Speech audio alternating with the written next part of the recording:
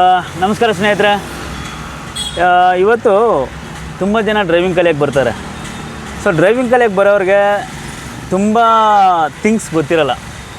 Gear ಹೆಂಗೆ ಹಾಕೋದು, clutch ಹೆಂಗೆ ತುಳಿಯೋದು, ಕ್ಲಚ್ ಹೆಂಗೆ ಬಿಡೋದು, ಗೇರ್ ಹಾಕ್ಬೇಕಾದ್ರೆ ಏನೇನು ಮಾಡಬೇಕು.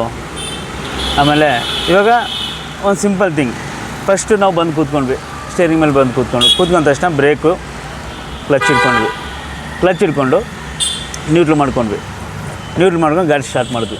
ಓಕೆನಾ. ಇವಾಗ ನಾವು ಫಸ್ಟ್ ಗೇರ್ ಹಾಕ್ಬಿಟ್ಟು ಮೂವ್ ಮಾಡ್ಬೇಕು ಗಾಡಿನ. ಕ್ಲಚ್ ಫುಲ್ ತುಳ್ಕೊಂಡು ಫಸ್ಟ್ ಗೇರ್ ಹಾಕ್ಬಿಟ್ಟು ಹಾಫ್ ಕ್ಲಚ್ ಬಂದು ಬ್ರೇಕ್ ಬಿಟ್ಟು ಎಕ್ಸ್ಟೆಟ್ ಕೊಟ್ರಿ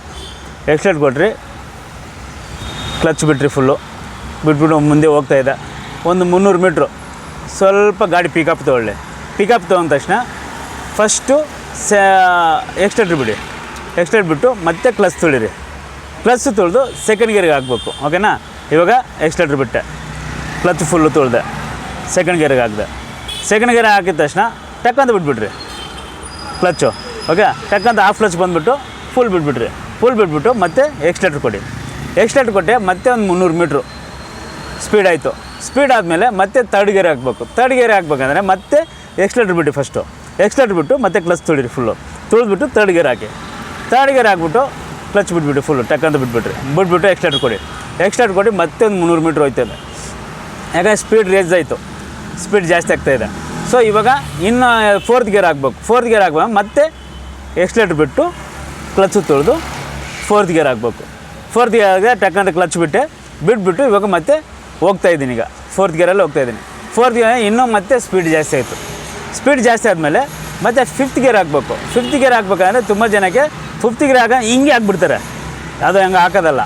ಸೊ ಫೋರ್ತ್ ಗೇರಿಂದ ನಾವು ನ್ಯೂಟ್ಲಿಗೆ ಹೋಗ್ಬೇಕು. ಕ್ಲಚ್ ತುಳ್ಕೊಂಡು ನ್ಯೂಟ್ಲಿಗೆ ಹೋಗ್ಬಿಟ್ಟು ಫುಲ್ಲು ನಮ್ಮ ಕಡೆ ಎಳ್ಕೊಬೇಕು. ಡ್ರೈವಿಂಗ್ ಸೀಟ್ ಕಡೆ ಎಳ್ಕೊಂಡು ಗೇರ್ ಲಿವರ್ನ ಮುಂದೆ ತಳ್ಳಿದ್ರೆ ಅದು 5ನೇ ಗೇರ್ ಬೀಳುತ್ತೆ. 5ನೇ ಗೇರ್ ಬಿದ್ದಿದ ತಕ್ಷಣ ಮತ್ತೆ ಕ್ಲಚ್ ಬಿಟ್ಟು ಎಕ್ಸ್ಟೆಟ್ರ್ ತುಳ್ಕೊಂಡು ಹೋಗೋದು. ಓಕೆ. ಸೊ ಇದು 5 ಗೇರ್ ಫ್ರಂಟಿಗೆ ಹೋಗೋವಂಥ ಗೇರ್ಗಳು. ಸೊ ರಿವರ್ಸ್ ಗೇರ್ ಹಾಕ್ಬೇಕಂತಂದರೆ ಗಾಡಿ ಸ್ಟಾಪ್ ಆಗಿ ಇಟ್ಕೊಂಡು ಆವಾಗ ನಾವು ಮತ್ತೆ 5ನೇ ಗೇರಿಂದ ಡೈರೆಕ್ಟಾಗಿ 5th ಗೇರ್ ಬರೋಲ್ಲ. ಓಕೆ. ಸ್ಟಾಪ್ ಆದಮೇಲೆ ಕೂಡ 5th ಗೇರ್ ಡೈರೆಕ್ಟಾಗಿ ಬರೋಲ್ಲ. ಸೊ ಆವಾಗ ನ್ಯೂಟ್ರಲ್ ಮಾಡ್ಕೊಂಡು ಫುಲ್ಲು ನಮ್ಮ ಕಡೆ ಎಳ್ಕೊಂಡು ಹಿಂದೆ ಎಳ್ಕೊಂಡಾಗ 6ನೇ ಗೇರು ರಿವರ್ಸ್ ಗೇರು ಅದು ನೀಟಾಗಿ ಬೀಳುತ್ತೆ. ಓಕೆನಾ ಸ್ನೇಹಿತರೆ, ಇದನ್ನು ಫಾಲೋ ಮಾಡಿ. ಹಾಗೆ ನನ್ನ YouTube channel, Instagram channel, Facebook, ಈ 3 ಚಾನಲ್ಗಳನ್ನು ಫಾಲೋ ಮಾಡಿ, ಲೈಕ್ ಮಾಡಿ, ಶೇರ್ ಮಾಡಿ. Thank you.